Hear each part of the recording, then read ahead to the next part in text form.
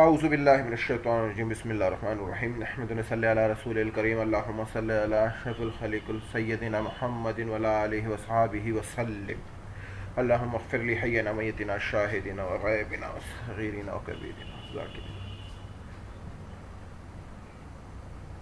شاذن پانی بھی لاتے ہیں. تو آج کی نشست جو قصص الانبیاء کی دوسری نشست ہے، پہلی نشست تھی اللہ اور اس کی تخلیقیت، تخلیق کائنات. دوسری نشست کا عنوان ہے عرش و کرسی کی تخلیق. اللہ سبحانہ و تعالی ارشاد فرماتے ہیں سورہ توبہ آیت 129، سورہ توبہ آیت 129 ترجمہ، اور وہ اللہ تعالی عرش عظیم کا رب ہے. وہ اللہ تعالیٰ عرش عظیم کا رب ہے. کس عرش عظیم کا رب ہے؟ وہ عرش عظیم جو اللہ سبحانہ و تعالیٰ نے بنایا ہے. پھر اسی طرح سے قرآن کریم سورۃ البقرہ آیت نمبر 255 255، پہلی آیت سورہ توبہ 129 اور دوسری آیت سورہ بقرہ 255. ترجمہ: اس خدا کی کرسی آسمان اور زمین سے وسیع ہے، بڑی ہے، بہت آگے ہے. عرش اور اس کی نہریں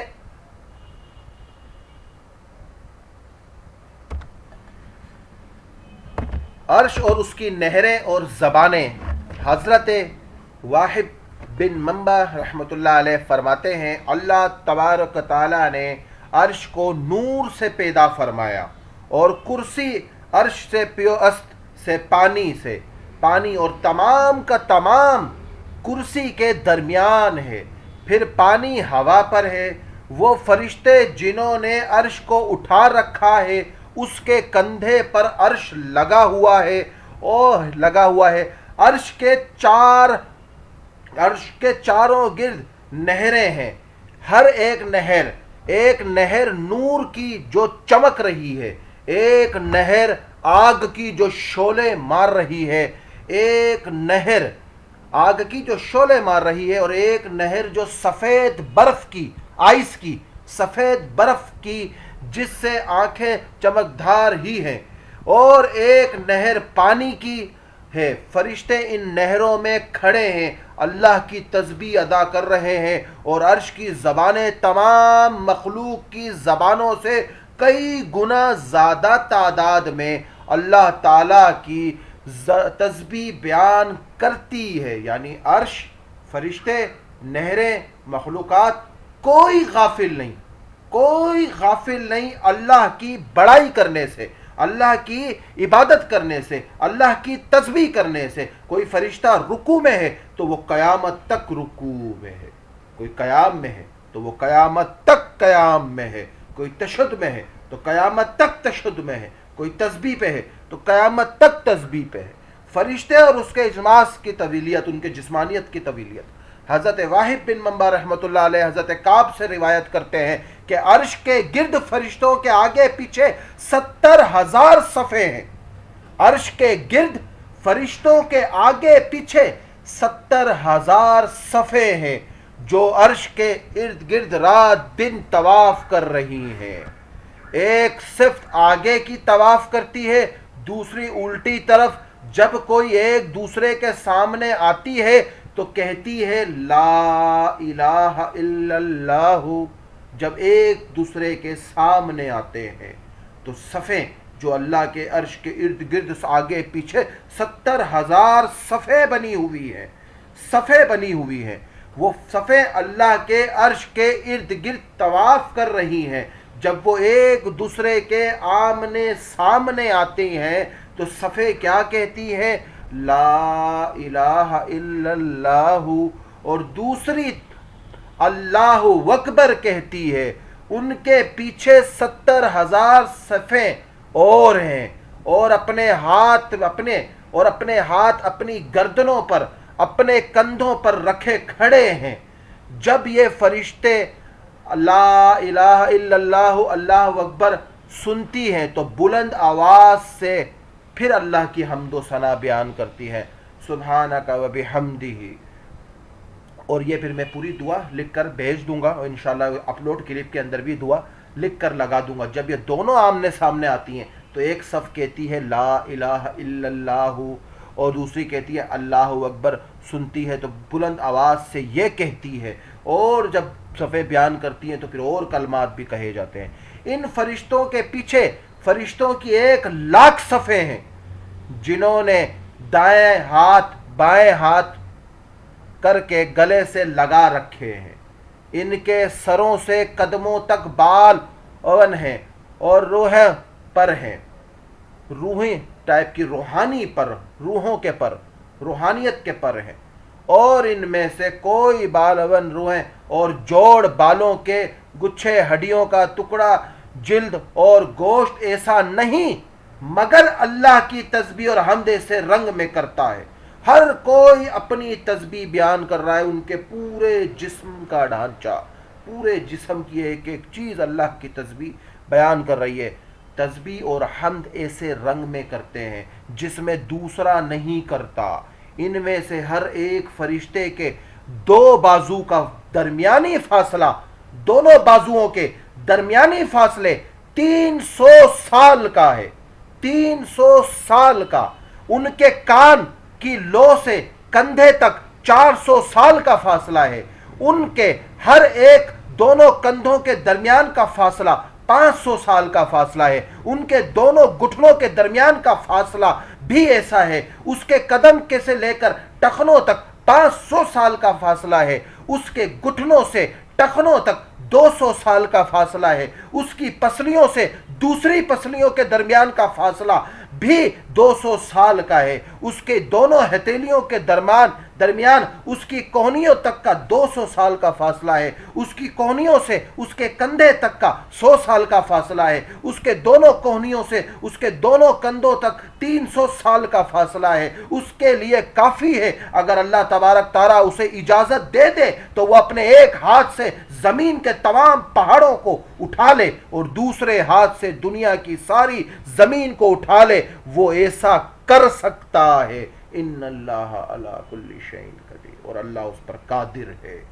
اگر اللہ اسے حکم دے دے اٹھا لے، یہ وہ فرشتے کی جسمانت، یہ وہ اس کا روپ، اللہ کہے اٹھا لے تو ایک ہاتھ میں دنیا کے تمام پہاڑوں کو اور دوسرے ہاتھ میں تمام زمین کو اٹھا لے، تمام زمین کو اٹھا لے۔ کون اٹھا لے؟ فرشتے، فرشتے جو اللہ کی حمد و ثنا بیان کر رہے ہیں، اللہ کی حمد و ثنا۔ تخلیق کائنات کا جزوی احوال حضرت ابن عباس رضی اللہ تعالیٰ عنہ فرماتے ہیں، جس کا مفہوم ہے جناب رسول اللہ صلی اللہ علیہ وآلہ وسلم نے ارشاد فرمایا، ترجمہ: جب اللہ تعالیٰ نے ارادہ کیا کہ پانی پیدا کریں تو نور سے یاقوت سے اخضر کو پیدا کیا، جس کا جسم 7 آسمان اور 7 زمینوں اور ان کے درمیان کے اندر جو کچھ بھی ہے اس کے برابر موٹا چوڑا تھا۔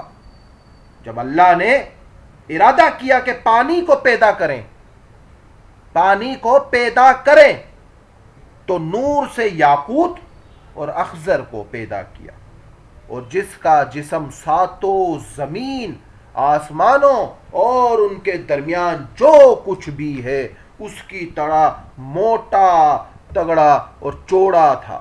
جب اللہ نے اس کو پکارا تو یہ اللہ جل شانہ کا کلام سنتے ہی ٹکڑے ٹکڑے ہو کر پگھل گیا، حتیٰ کہ پانی پانی ہو گیا، ورنہ اللہ جل شانہ کا خوف اس پر ایسا جو طاری ہونا تھا وہ ہوا اس پر، اور خوف سے قیامت تک کے لیے وہ کانپ رہا ہے۔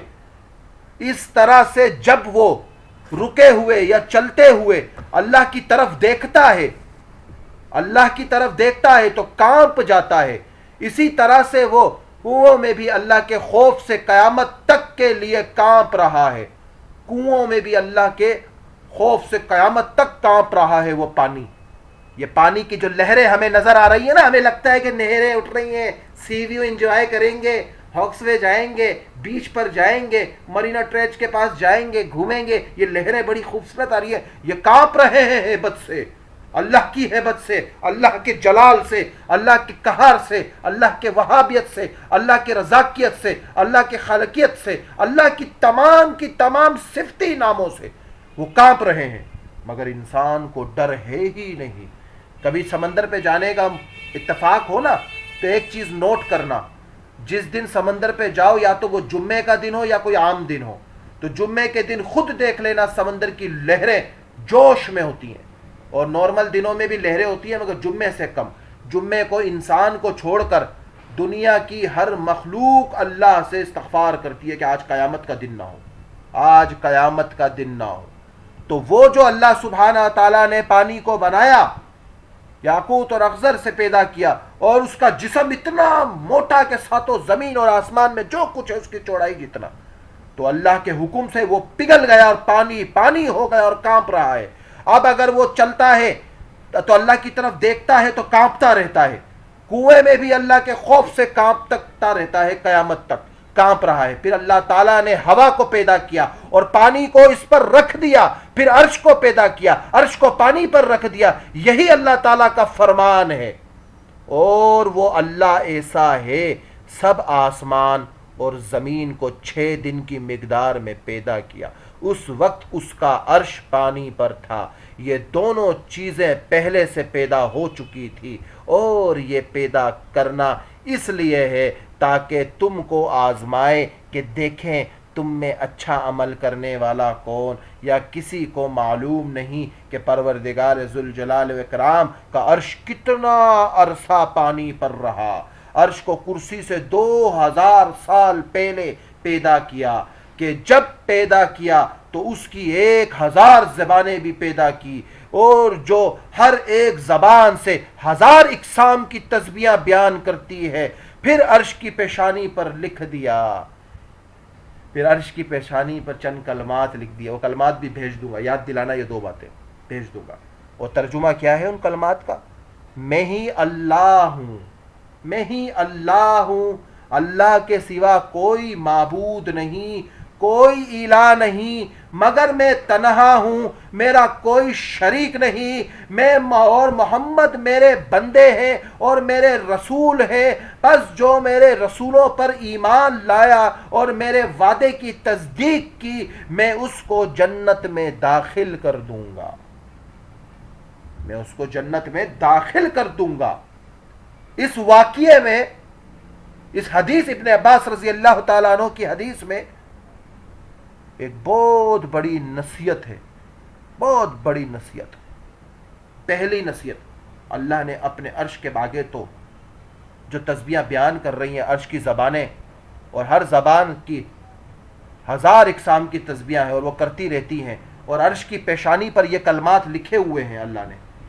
تو جب عرش کی پیشانی پر اللہ نے لکھے تو کیا کہا؟ میرا کوئی شریک نہیں، اور محمد میرے بندے ہیں، میرے رسول ہیں، اور میرے رسولوں پر ایمان لایا اور میرے وعدے کی تصدیق کی تو میں اس کو جنت میں داخل کر دوں گا۔ یہ تو عرش کی پیشانی پر لکھا ہے، دنیا وجود میں ہی نہیں آئی ہے، دنیا وجود میں ہی نہیں آئی ہے، ابھی تو دنیا میں انسان ابھی پیدا ہی نہیں ہوا ہے، عرش کے سامنے لکھ دیا ہے، بتا دیا عرش کی پیشانی پر۔ اور آج اس محمد کی امت میں رہ کے اس امت کی سنتوں کی دھجیاں اڑا دیں، اس امت کی ساری سنتوں کو ذبح کر دیں، اس نبی کے طریقے کو چھوڑ کے من چاہی زندگی گزار لیں، اللہ کے حکم کو چھوڑ کر من چاہی زندگی گزار لیں، تو وہ اللہ چھوڑے گا؟ پکڑے گا، آ جاؤ، تم نے تو میری تو بے ادبی تم نے کی، میرے حکم کو تو چھوڑا، میرے لاڈلے رسول کو بھی تم نے نہ چھوڑا، اس کی سنتوں کا بھی مذاق بنا دیا تم نے۔ ابھی تھوڑی دیر پہلے سمرا سے میری کسی موضوع پر بات ہو رہی تھی، تو داڑھی کے ٹاپک پر ایک بات آئی، تو میں نے سمرا کو ایک مسئلہ بتایا کہ اہل سنت والجماعت کے علماء کا فتویٰ ہے کہ داڑھی کٹانے والا فاسق اور فاجر ہو جاتا ہے مگر کافر نہیں ہوتا، فاسق اور فاجر ہو جاتا ہے، گناہ میں باہر نکل جانا، سر عام گناہ میں رہنا، 24 گھنٹے گناہ میں رہنا، یہ داڑھی کٹانے کا گناہ ہے مگر کافر نہیں ہوتا، کٹانا حرام ہے۔ ہاں اگر بیوی شوہر سے کہہ دے کہ تیری दाढ़ी मुझे अच्छी नहीं लगती, कटवा दे, तो बीवी काफर हो जाती है, निकाह टूट जाता है. उसे बोलो जाए कोई क्लीन शेव ढूंढे और तुम जाओ कोई नेक औरत ढूंढो. अब इस पर फतवा है कि निकाह टूट गया, कि दाढ़ी की बेअदबी कर दी. और उलमाए देवबंद, उलमाए हक ने तो इतना बड़ा फतवा दिया है कि कोई मदीने की खज्जी को, सरजमीन मदीने की खज्जी को खजड़ी भी बोल दे तो काफर हो जाता है. और जो नबी की सुन्नतों की धज्जियां उड़ाए शादियों में, इवेंट्स में, प्रोग्राम्स में और मामलात में, रस्म रिवाज में, मैयतों पर और इसकी तकबीरें, बहुत सारे इवेंट्स जो पेश होते हैं जिनको कोई इस्लामी इवेंट्स कहा जाता है, कईयों को दुनियावी इवेंट्स कहा जाता है. स्कूल में, हर जगह स्कूल में जी प्रोग्राम हो रहा है जी. कौन सा प्रोग्राम जी? 14 अगस्त का प्रोग्राम है जी, 6 सितंबर का प्रोग्राम है जी, मीनार पाकिस्तान 23 मार्च का है जी, 28 मई का है, एटमी धमाके के दिन का, योम तकबीर के नाम से. हाँ जी, क्या होगा जी? सबसे पहले कुरान की आयत पढ़ी जाएगी जी. आया है, बच्ची आई, बच्चा आया, बड़े जोश खरोश से, आऊज़ु बिल्लाह, बड़ी प्यारी किरत की, पढ़ ली जी, बहुत अच्छा, माशाल्लाह, गुड गुड, मजा हो गया. बच्ची चली गई, थोड़ी देर बाद लड़की आई नाचने, दिल दिल पाकिस्तान, अच्छी बात है, नगमा है, ठीक है, बस ठीक है ये नगमा. अब उसको तिलावत के बाद नाचना स्टेज पे, क्या तिलावत इसलिए थी कि नचवाया जाए? क्या तिलावतें इसलिए थी कि नचवाया जाए? सारा का सारा सुन्नतों का मजाक हुआ, मजाक उड़ा है. अर्श के सामने लिखा हुआ है, पेशानी पे लिखा हुआ है, मेरे मोहम्मद मेरे बंदे हैं, मेरे रसूल हैं, जो इन पर ईमान लाया मैंने उससे वादे की, मेरे वादे की तस्दीक की, मैं उन्हें जन्नत में डाल दूंगा. जब पहला हिस्सा जन्नत में डालना है और जो वादों की मुखालफत करे तो फिर दूसरा हिस्सा तो जहन्नुम बना, तो जन्नत में डाल दूंगा. फिर अल्लाह ताला ने कुर्सी को पैदा किया. यह कुर्सी 7 आसमान और 7 जमीनों से बहुत बड़ी है, और अर्श की कुर्सी से इतना बड़ा, अर्श कुर्सी से इतना बड़ा है जितना कुर्सी हर शय से बड़ी है. और कुर्सी अर्श के नीचे ऐसे है जैसे बकरियों के बाड़ा होता है. तमाम आसमान, 7 आसमान, 7 जमीनें अर्श के नीचे ऐसे हैं जैसे जर्रे के दरमियान हल्का सा हल्का होता है. क्या है कि अर्श इतना बड़ा है और वसी मैदान, जैसे मैदान में छोटा सा दाना, ऐसा अर्श है. अर्श है, क्या है? अल्लाह का अर्श है. कुर्सी की वसत, अल्लाह सुब्हाना व तआला की कुर्सी की वसत. सदी अबू मालिक की तफसीर में नकल करते हैं कि जो चट्टान 7 आसमान के नीचे है उसके कोने पर 4 फरिश्ते हैं. जो चट्टान 7 किधर 7 आसमानों के नीचे है उसके 4 कोने पर फरिश्ते हैं.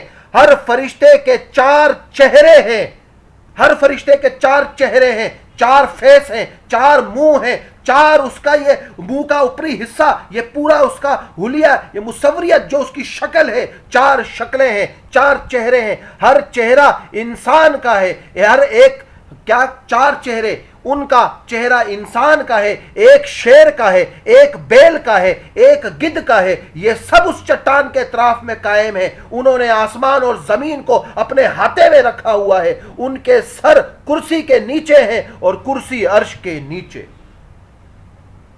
एक फरिश्ते के 4 सर और चारों के हुलिये अलग. इंसानों के सामने ये चीज खुल जाए तो इंसानों के कलेजे फाड़ के रख दे. कुर्सी की वसत का अंदाजा हजरत इब्ने अब्बास रजी अल्लाह तआला अन्हु फरमाते हैं, जिसका मफहूम है ये कुर्सी जो आसमान और जमीनों से वसी है, 2 कदमों की जगह है. अर्श की वसत का अंदाजा सिर्फ वही जात कर सकती है.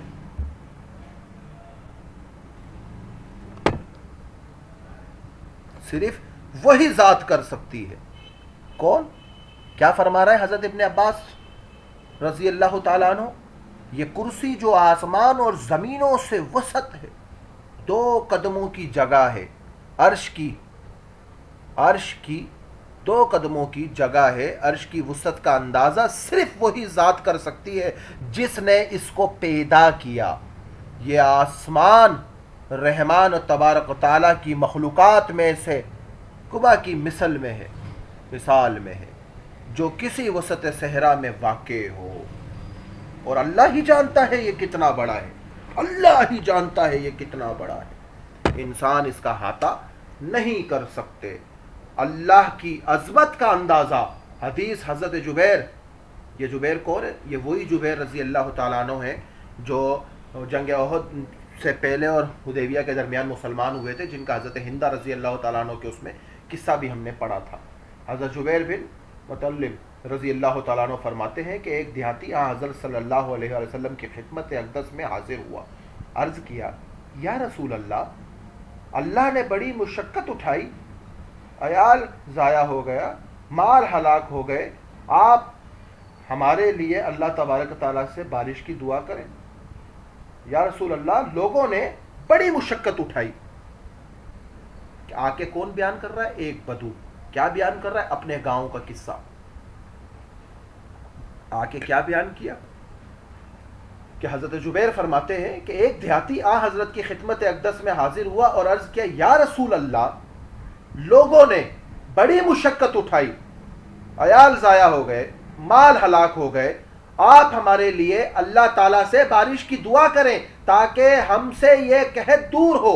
آپ کو اللہ کے سامنے سفارشی بناتے ہیں اور اللہ کو آپ کے سامنے سفارشی بناتے ہیں۔ چنانچہ رسول اللہ صلی اللہ علیہ وسلم نے بہت دیر تک اللہ تعالیٰ کی تسبیح بیان کرتے رہے، حتیٰ کہ آپ علیہ الصلوۃ والسلام نے اپنے صحابہ کو بھی دیکھا کہ وہ بھی تسبیح میں مصروف ہو گئے۔ پھر آپ نے اس دیہاتی سے فرمایا تو تباہ ہو جائے تو جانتا ہے اللہ کی عظمت کیا ہے؟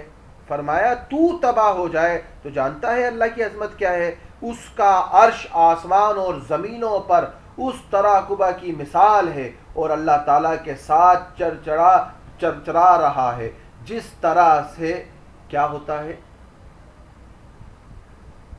ہاں کیا کر رہا ہے؟ آواز آ رہی ہے کسی کو؟ جوا جس طرح سے چرچرا رہا ہے، جس طرح سے جوا اپنے سوار سمیت چرچراتا ہے۔ یہ اللہ سبحانہ تعالیٰ کا عرش ہے۔ یہ ساری باتیں جو شروع میں بتانے کی صرف اس لیے بتائی جا رہی ہیں کہ آپ لوگوں کے ذہن میں یہ کانسیپٹ یہ ملحدین لوگ ڈالتے ہیں، یہ جو تھوڑا سا پڑھا لکھا طبقہ اپنے آپ کو لبرل بنا لیتا ہے، وہ آ کے کہتا ہے کہ اللہ کیا کر رہے ہیں؟ ہم بولیں گے اللہ عرش پہ بیٹھے ہیں، اللہ عرش کے ساتھ، جان کر کے وہ سوال جس سے انسان کے دماغ کی وصیت کو توڑا جائے، کیونکہ اللہ کے نبی نے تو اللہ کی ذات میں غور کرنے سے منع فرمایا۔ ہاں اللہ کی مخلوق میں غور و فکر کرو، اور اللہ کی بنائی ہوئی ہر ایک مخلوق ہے، چاہے اس کا عرش ہو، چاہے فرشتے ہو، چاہے کرسی ہو، جنت ہو، دوزخ ہو، زمین ہو، آسمان ہو، چاند ہو، چرند ہو، پرند ہو، کوئی درند ہو، کوئی چیز بھی ہو، اللہ کی مخلوق ہے۔ اللہ کی ذات میں غور نہ کرنا، اللہ کی مخلوق میں غور و فکر کرو، یہ ایمان کو تازہ کرے گی، یہ ایمان کو تمہارے بلند کر دے گی کہ ایمان ہے کیا، ایمان ہے کیا۔ عرش کو اللہ تعالیٰ نے اپنے ہاتھ سے پیدا کیا، یہ میں اکثر بیان کرتا ہوں، اللہ تعالیٰ نے عرش کو اپنے ہاتھ سے پیدا کیا۔ حضرت ابن عمر رضی اللہ تعالیٰ عنہ فرماتے ہیں اللہ تبارک تعالیٰ نے 4 چیزوں کو اپنے ہاتھ سے پیدا فرمایا۔ نمبر 1 حضرت آدم علیہ السلام، نمبر 2 عرش کو، نمبر 3 قلم کو، نمبر 4 جنت عدن کو، باقی تمام مخلوقات کے لیے فرمایا کن ہو جا، وہ ہو گئی۔ 4 چیزوں کو اپنے ہاتھ سے بنایا۔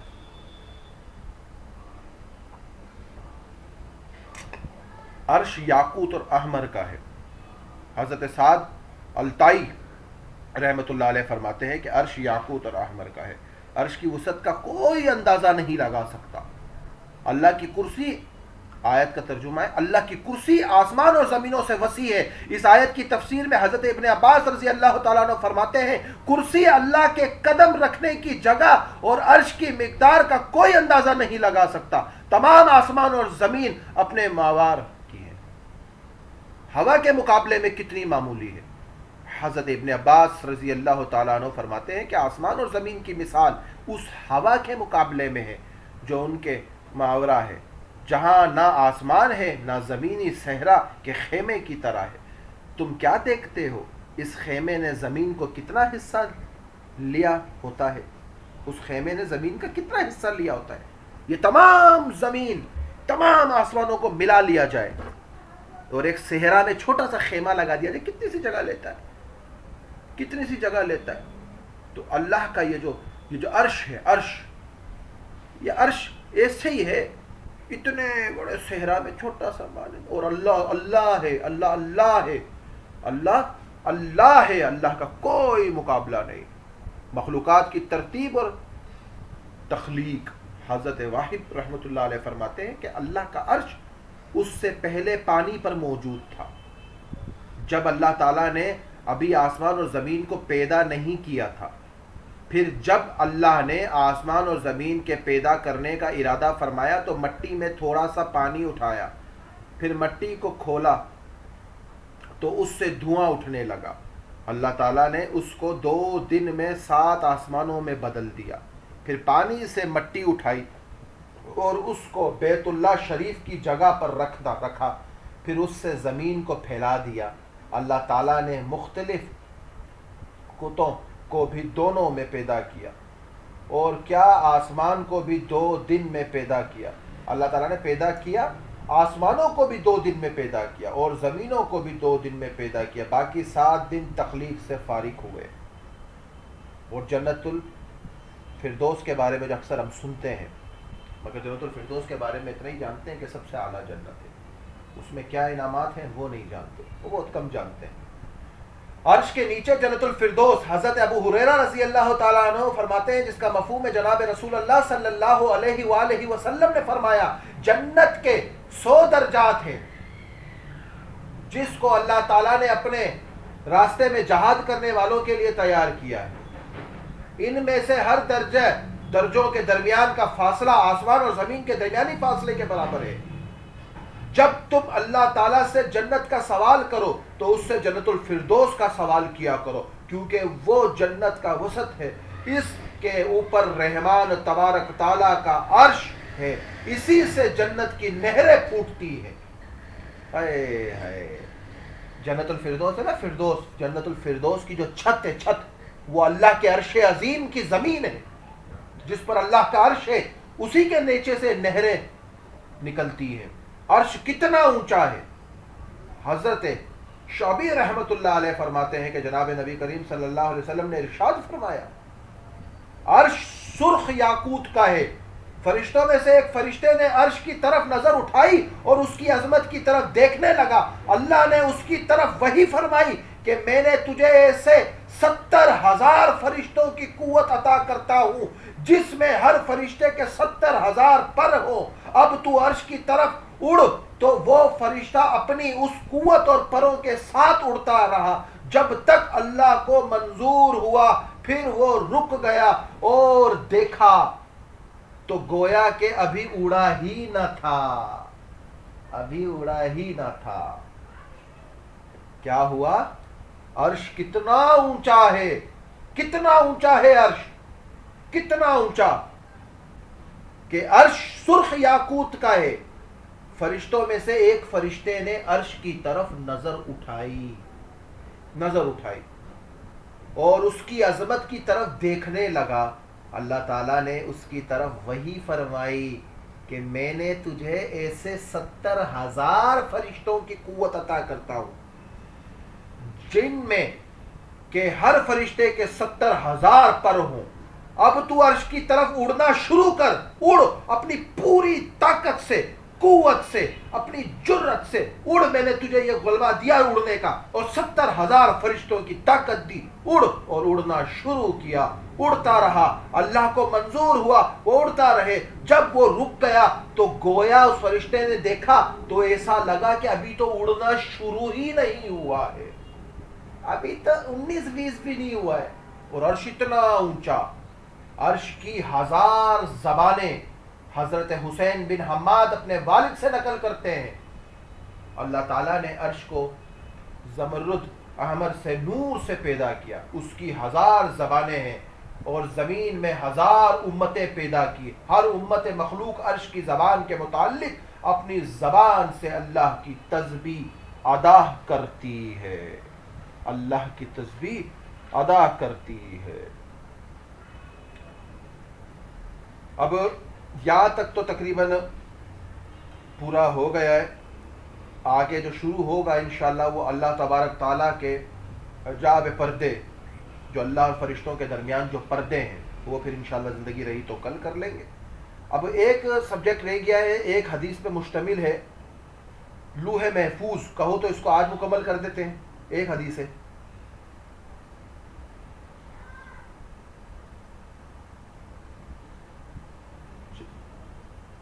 ٹھیک ہے چلے. لوح محفوظ. حضرت ابو سنان رحمۃ اللہ علیہ فرماتے ہیں اللہ تبارک تعالیٰ کے سب سے زیادہ قریب لوح محفوظ ہے جو عرش سے متعلق ہے. جب اللہ کی کسی چیز کی وحی کرنے کا ارادہ کرتے ہیں اللہ، تو اس کو لوح محفوظ پر لکھ دیا جاتا ہے. پھر یہ لوح محفوظ آ کر حضرت اسرافیل علیہ السلام کی پیشانی سے ٹکراتی ہے، جبکہ حضرت اسرافیل اپنے چہرے کو ایک پر سے یا دو پر سے چھپائے ہوئے ہیں، اور اللہ تبارک و تعالیٰ کی تعظیم کی خاطر اپنی نگاہ کو اونچا نہیں کرتے، صرف اس وقت اپنی نظر کرتے ہیں جب لوح محفوظ آ کر پیشانی سے ٹکراتی ہے. اگر وہ وحی اور حکم آسمان والوں کے متعلق ہوتا ہے تو اس کو حضرت میکائیل کے سپرد کر دیا جاتا ہے. اگر زمین والوں کے متعلق ہوتا ہے تو اس کو حضرت جبرائیل کے سپرد کر دیا جاتا ہے. پس قیامت کے دن سب سے پہلے لوح محفوظ سے حساب کتاب ہوگا. جب اس کو بلایا جائے گا اس کے اعضاء کانپ رہے ہوں گے. اس سے پوچھا جائے گا تو نے میرا احکامات پہنچا دیے تھے؟ تو وہ کہے گی ہاں.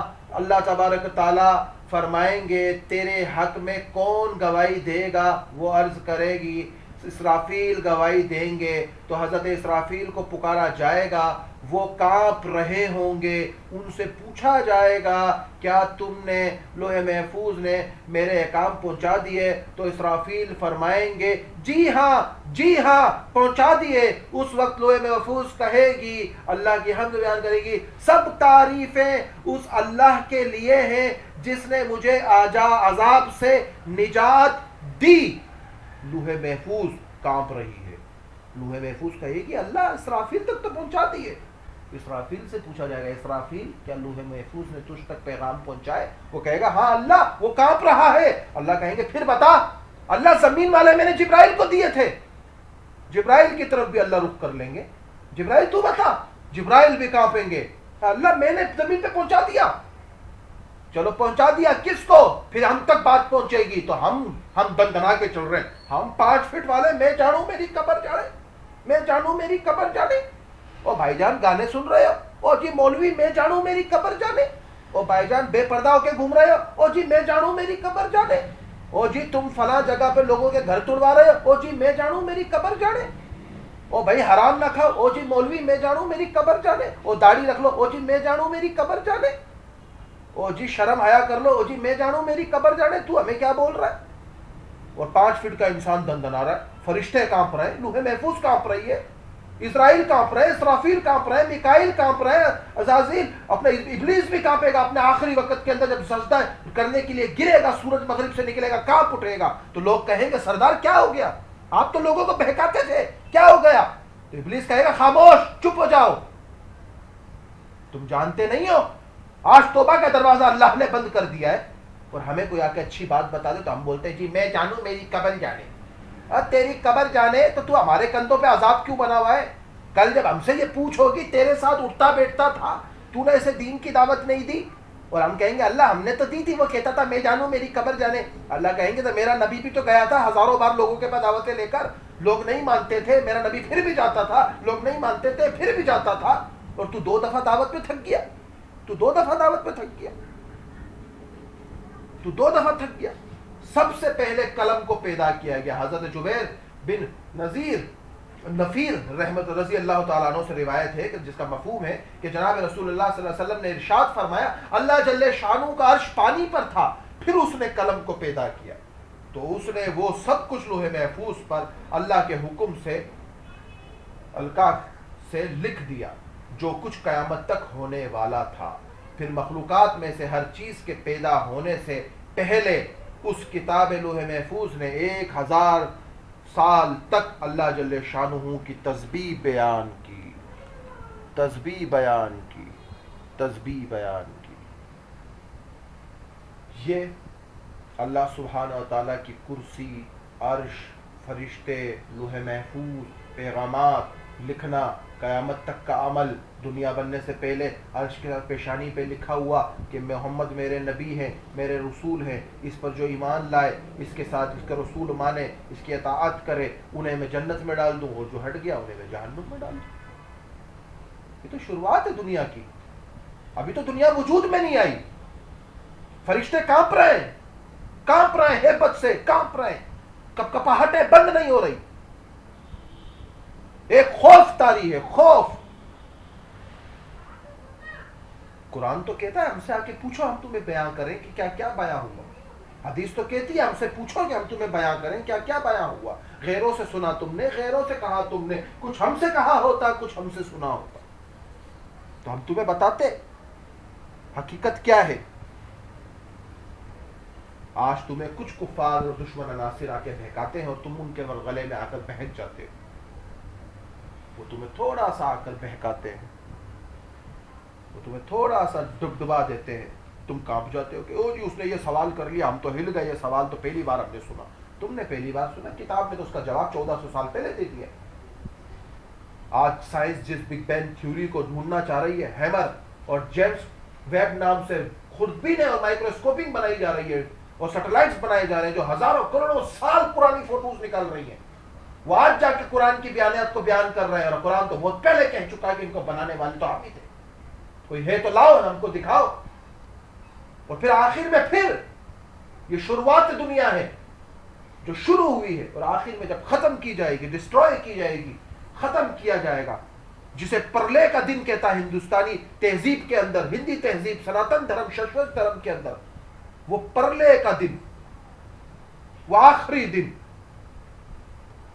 اور جسے عیسائیت، آرمگیڈن جیسے لوگ، یہودیت جسے destroy world and of the time, اور اسلام جسے قیامت کا منظر کہتا ہے، اس دن جب سب ختم کر دیا جائے گا، فرشتے، جنات، انسان، مخلوق، چاند کی ٹھنڈک، شبنم کے آنسو، ستاروں کی خوشانی، بلبل کے گیت، قمری کی بے قراری، چکور کا انتظار، گلاب کا رنگ و تازگی، کوئل کی پکار، یاسمین کی نزاکت، سمندر کی گہرائی، آکاش کی رفاقتیں، دریا کی روانی، کہکشاں کی چمک، زمین کا حسن، ہوا کی رحم دلی، صبح کا نور، مور کے نخرے، سانپ کا بل کھانا، ہرنی کی چال، چمیلی کا مخمل کی طرح ہونا، رات کی رانی کا رات میں چہکنا، دن کے راجا کا دن میں مہکنا، بادلوں کی بلبلاہٹ، جنگل سا الجھا ہوا پن، پہاڑوں کی سختی، رات کی تاریخی، دن کا نور، سب ختم کر دیا جائے گا۔ اس دن ملک الموت کو بھی لا کے قتل کر دیا جائے گا، ختم کر دیا جائے گا، آخری میں سب ختم ہوں گے۔ پوچھیں گے اللہ کون؟ ایک فرشتہ کہے گا جبرائیل اللہ میں، اللہ کہیں گے مر جا، موت آئے تجھے، ایک چیخ ماریں گے، کلیجے پھٹ جائیں گے، مر جائیں گے، اللہ اکیلے رہیں گے 40 سال تک، اللہ ایک ہی سوال کریں گے، کون ہے جو آخر تک رہتا؟ خود جواب دیں گے میں اللہ، کوئی نہیں میرے سوا۔ پہلا دنیا کے شروعات میں بھی اللہ کہہ رہے ہیں کہ ہم ہی ہیں سب کچھ بنانے والے، دنیا کے آخر میں بھی اللہ کہہ رہے ہیں ہم ہی ہیں سب کچھ ختم کرنے والے۔ آج کوئی ہے تو لے کر آؤ، بلاؤ اپنے بتوں کو، کسی کا نام عزا تھا، کسی کو لاد کہتے تھے، حبل نامی بڑے بت کو بتوں کا باپ کہتے تھے، لاؤ آج تم ان کو کھڑا کرو ہمارے سامنے، ہم دیکھیں کس میں اتنی ہیبت ہے جو ہمیں آج جواب دے سکے۔ کوئی نہیں، خاموشی ہر طرف، چاروں اطراف خاموشی، کوئی نظر نہیں آ رہا، کوئی نظر نہیں آ رہا، اور چاروں طرف خاموشی۔ 40 سال بعد دنیا پھر سے کھڑی ہوگی، آ جاؤ حساب کتاب کا ٹائم ہے، آ جاؤ اب حساب لیں گے ہم سے، بہت جی لی، آج تمہیں ہم بتائیں گے، تم جانو تمہاری قبریں جانے، آ جاؤ آج تیار ہو جاؤ، تم جانے تمہاری قبریں جانے، آ جاؤ، نمازیں چھوڑی تھی تم نے، آ جاؤ، عبادت چھوڑی تھی تم نے، آ جاؤ۔ ایک جگہ تو کتاب میں لکھا ہے کہ قیامت میں سب سے پہلے حضرت جبرائیل سے حساب لیا جائے گا۔ اوہ فرشتے جن سے گناہ ہو ہی نہیں سکتے حساب دینے کے لیے لائے گئے، تو کیا ہم بخشے جائیں گے؟ ہم چھوڑے جائیں گے؟ نمازیں چھوڑنے پر بخش دیے جائیں گے؟ شیطان مردود نے ایک سجدہ نہیں کیا تھا تو مردود ہو گیا، اور وہ بھی آدم کو۔ اگر آج انسان کو کوئی سجدہ کرتے تو شرک ہے، کفر ہے، اس نے ایک سجدہ نہیں کیا تھا تو مردود ہو گیا۔ اور ہم تو کتنے سجدے چھوڑے بیٹھے ہیں.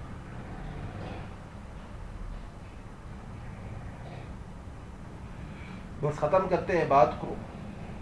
ایک حضرت محبوب الہی دہلی والے انہوں نے چند اشعار کہے تھے. فرشتے پڑھتے ہیں جس نام کو وہ نام ہے تیرا، فرشتے پڑھتے ہیں جس نام کو وہ نام ہے تیرا، بڑی جناب تیری فیض عام ہے تیرا، ستارے عشق کے تیری کشش سے ہیں قائم، نظام مہر کی صورت ہے نظام تیرا، نظام مہر کی صورت ہے نام تیرا. کون ہو؟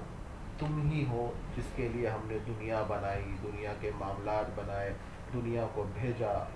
دیکھو سمجھو کرو آگے، پھر ہم تمہیں بتائیں کہ ہم نے اپنے نبیوں کو بھیجا. قصص الانبیاء کو شروع کرنے کا سب سے بڑا مقصد ہی یہ تھا کہ لوگوں کو پتہ چل سکے کہ اس سے پہلے یہ دنیا کے جو اتنے نظام سجائے گئے، وہ ایک نظم، ایک نعت ہے نا، بزم کونین سجائی گئی، کس کے لیے؟ انسان کے لیے. آپ علیہ السلام کے لیے بھیجا گیا. آپ علیہ السلام کے لیے کائنات کا نظام بنا. قسم ہے اپنے عزت الجلال کی، سرکار دو عالم کو بنانا مقصود نہ ہوتا ہم کائنات کو وجود ہی نہ دیتے. اور وہ سرکار دو عالم ہمارے پاس آئے، ہم تک دعوت پہنچائی. اب نمازیں نہیں پڑھنی، اب عبادت نہیں کرنی، اب کلمہ، نماز، روزہ، زکوٰۃ، حج ادا نہیں کرنے، احکام الہی ادا نہیں کرنے، حقوق اللہ ادا نہیں کرنے، حقوق العباد ادا نہیں کرنے، مسلمانوں کے فرائض ادا نہیں کرنے، مسلمانوں پہ مسلمانوں کے حق ادا نہیں کرنے، اپنی شادیوں کو سنت سے ہٹ کے کرتے رہیں گے، ہر چیز کرتے رہے. تو اللہ کہیں گے جس لاڈلے کے لیے سب کچھ بنایا، اس لاڈلے کو تو تمہارے لیے بھیج دیا، اور تم نے اس لاڈلے کا بھی خیال نہ کیا کہ میرا محبوب تھا. وہ اعجاز ہے یہ کس کا؟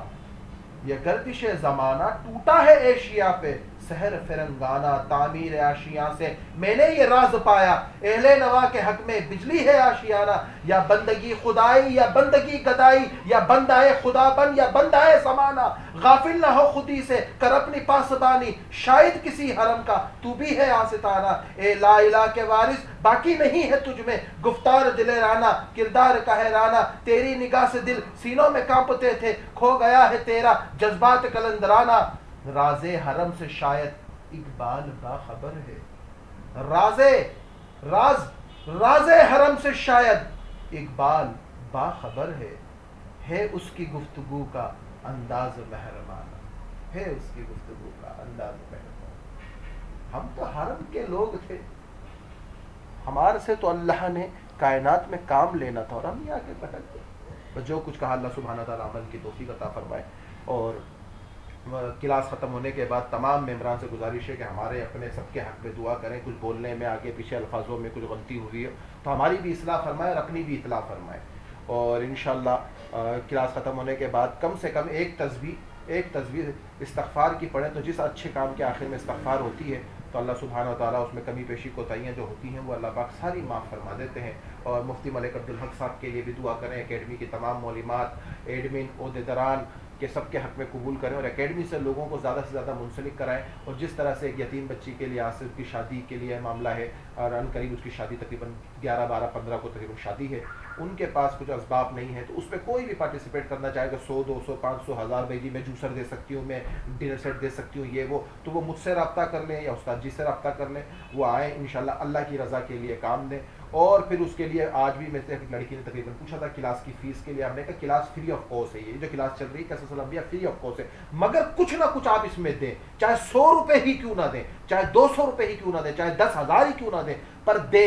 جب جان مال وقت لگتا ہے تو قدر ہوتی ہے. اس 100، 200، 500، 1000 سے کوئی کم نہیں ہوگا. جس کی 100 روپے کی حیثیت ہے وہ 100 دے، جس کی 50 کی ہے 50 دے، جس کی 100، 200، 500، 1000 ہے وہ دے. اور جو نہیں بھی دے سکتا وہ بھی آ کے مجھے بتائے، کوئی بات نہیں، پھر اف کورس بھی پڑھے، کوئی مسئلہ نہیں، مگر کچھ نہ کچھ اس میں دیں حصہ کلاس کے لیے. اس کے لیے مریم عبدالاحد پھر وہ بھیج دے گی اپنا کیا ترتیب ہے فیس دینے کی، کیا ہے، کس نیت سے دی جائے، چاہے وہ 50 ہی روپے ہوں، اس میں کوئی شرم نہیں ہے. آپ کے 50 روپے بھی 50 اربوں کے برابر ہیں، کیونکہ آپ جس نیت سے دے رہے ہو اللہ اس نیت کو جانتا ہے، پیسوں کو نہیں جانتا. یہ پیسے تو آج ہے، کل اگر اس کرنسی کو کوئی چینج کر دے اس کی کیا حیثیت. یہ تو اللہ کے یہاں نیت ہے. انما مال بالنیات، اعمال کا دار المدار نیت پر، اور مومن کی نیت اس کے اعمال سے بڑھ کر ہے.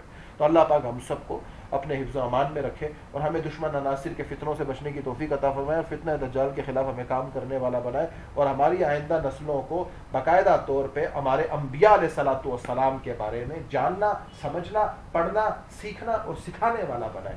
آمین۔ اب جس کا کوئی سوال ہے تو وہ سوال کر سکتا ہے۔ اللہ پاک ہم سب کا عامی و ناصر ہو۔